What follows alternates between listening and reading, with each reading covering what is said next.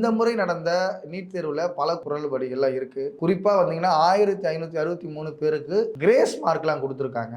67 பேர் 720க்கு 720 எடுத்திருக்காங்க. அப்புறம் ஒரு மைனஸ் நெகட்டிவ் மார்க் கழிச்சா கூட ஒரு ஆளுக்கு 715ல இருந்து அதுக்குள்ள தான் வரணும்.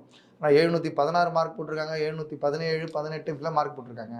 பல குரல்படிகள் இதுக்குள்ள நடந்திருக்கு. நீங்க எப்படி பாக்குறீங்க? நீட் தேர்வு எங்கள் மாநிலத்திற்கு விலக்க வேண்டும் என்று தமிழ்நாட்டினுடைய முதலமைச்சர் குரல் எழுப்பியது. இதற்கு முன்பு ஆட்சி செய்த முன்னாள் முதலமைச்சராக இருந்த மறைந்த முதல்வர் ஜெயலலிதா அவர்கள் குரல் எழுப்பியதெல்லாம் நாட்டு மக்கள் எல்லாருக்குமே தெரியும். ஆனால் வட இந்தியாவிலே ஒரு மிக முக்கியமான ஒரு முதலமைச்சராக இருந்தவரும் கூட அந்த நீட் தேர்விற்கு விலக்கு கேட்டிருக்கிறார். அவர் யாருன்னா, இன்றைக்கு பிரதமராக இருந்து அன்றைய காலகட்டத்திலே நீட் அறிமுகமான காலகட்டத்திலே குஜராத்தினுடைய முதலமைச்சராக இருந்த மோடி அவர்கள் எங்கள் மாநிலத்திற்கு நீட்டுக்கு நாங்கள் விதிவிலக்கு கேட்கிறோம், நீட் விலக்கு கேட்கிறோம் என்று சொல்லி இருக்கிறார். அதே பிரதமர் தான், அதே அரசாங்கம் தான் மாநிலங்களின் மீதான இந்த நீட் தேர்வை திணித்துக் கொண்டிருக்கிறார்.